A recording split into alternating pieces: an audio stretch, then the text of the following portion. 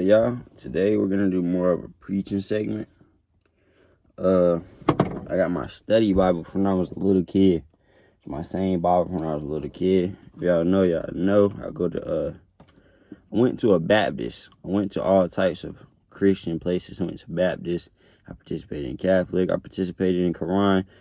For those of y'all that don't know me, I'm an 18-year-old entrepreneur. My name is WRC Tris on music platforms.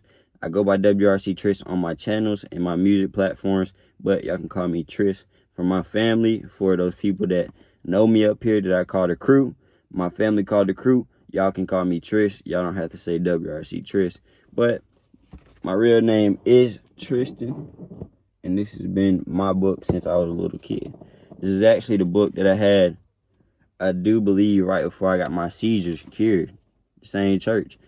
And you feel me? It's just a blessing that I can even have the same book. So let me go to a random spot.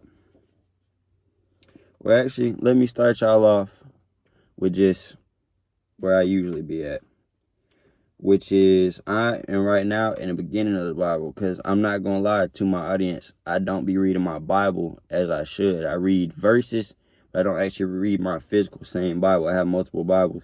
This one, I don't be reading like that.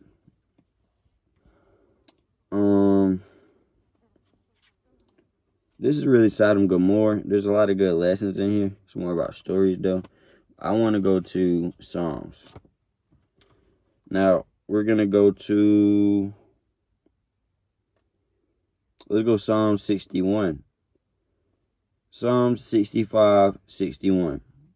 Hear my cry, O God. Attend unto my prayer. From the end of earth will I cry unto thee. When my heart is overwhelmed, lead me to the rock that is higher than me.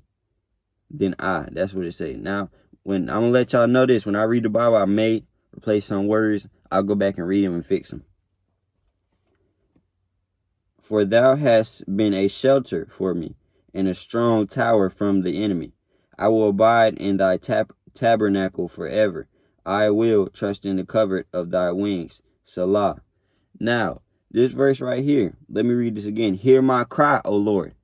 Some of y'all want God to listen. Y'all say exactly what this man says. Hear my cry. You've been going through so much in your life. You want God to hear your cry. Now, I can tell you, God has already heard your cry thousands and thousands of times. He already has something in plan that you don't understand.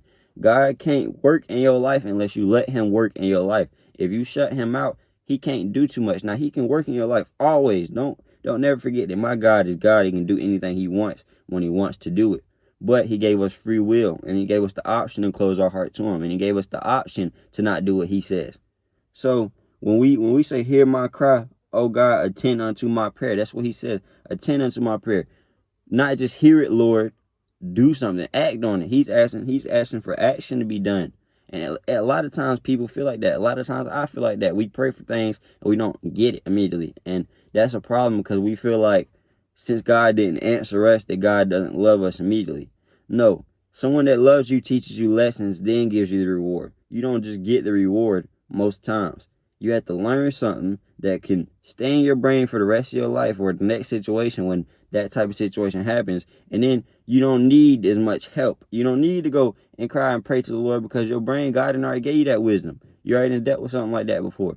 So like me now, hear my cry, oh God. I know God hear my cry, and I know he attends my prayers every time. But I used to not know that. Every time you pray, there is a verse in here somewhere in this book that says God promised that every prayer, he made a promise that every prayer that could be done shall be heard. There's not one prayer that is unheard. And that's his promise. That's God's promise. When we make promises, we don't keep them. When God made promises, he keep them always. Ain't one time God ain't never kept his promise. Always kept his promise. So let's go. From the end of the earth, from the end of the earth, from the end of the earth, hell, from the end of the earth, from hell will I cry. Will I cry unto thee? Will I cry unto the Lord? Because this is the end. This earth is poison. This earth is evil. From this place, from this, the end. Not what this verse means doesn't mean just the end of the world. The end of the world meaning the end of all things in the world that God originally had good for it. Because you got to remember, this world was good. The devil came down here, corrupted it, and we helped the devil corrupt it. So now everything in this world has cursed because we got cursed blood in the ground. We got people that died that didn't need to die. All types of things like that happen. For from the end of the earth will I cry unto thee when my heart is overwhelmed. Lead me to the rock that is higher than I. Lead me to Jesus. That's what this man is saying. For thou hast been a shelter to me. You've been a shelter, a protector, a home to me. Every time something went wrong, you've been a protector. Every time the rain came and I didn't want to get wet, you was the reason. You was the thing above my head. That's what this man is saying. He's giving God his thanks. And a strong tower from the enemy. Now I told you, it ain't just rain that you can be sheltered from. Actively out here, there is someone called the devil. Satan, Lucifer, and his demons are always looking to make us fall up. Especially men. If you're a man watching this and you're supposed to be taking care of your family and you're the oldest son like me, or you could be the youngest son and everybody else in your family doesn't want to get to it and you want to get to it and you want to change your life, but go to it. But you got to realize that the devil is actively going to try to stop you from becoming what you need to be. The devil don't know what you need to be, but he knows if you ever find out what you need to be, then you ain't never going to want to be what he wanted you to be, which is of the world and not of God. I will abide in thy tabernacle. Now, tabernacle is a promise. That's what that means. God made a promise with Abraham in the beginning of the Bible a long time ago that he would have a generation of kings and he'd give this land to his seed. So that when God makes promises, he don't never not mean them. I will abide in thy tabernacle forever. I will trust in the covert of thy wings, Salah, for thou, O God, hast heard my vows. Thou hast given me the heritage of those that fear thy name. Thou wilt prolong the king's life and his years as many generations. He shall abide before God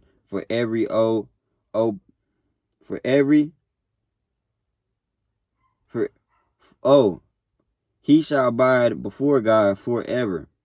Oh, prepare mercy and truth, which may preserve him.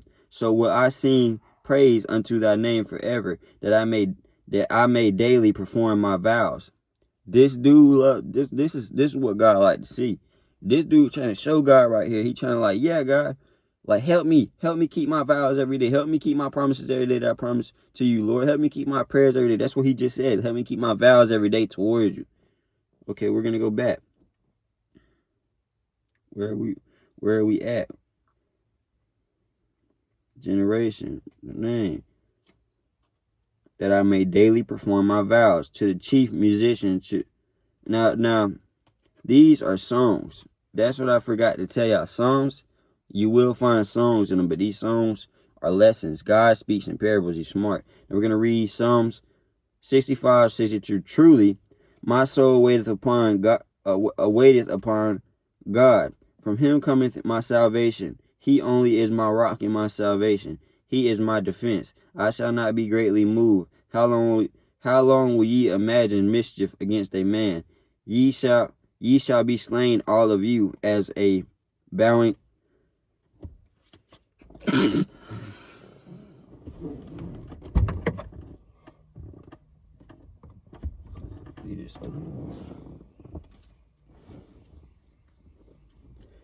Now, where was I at?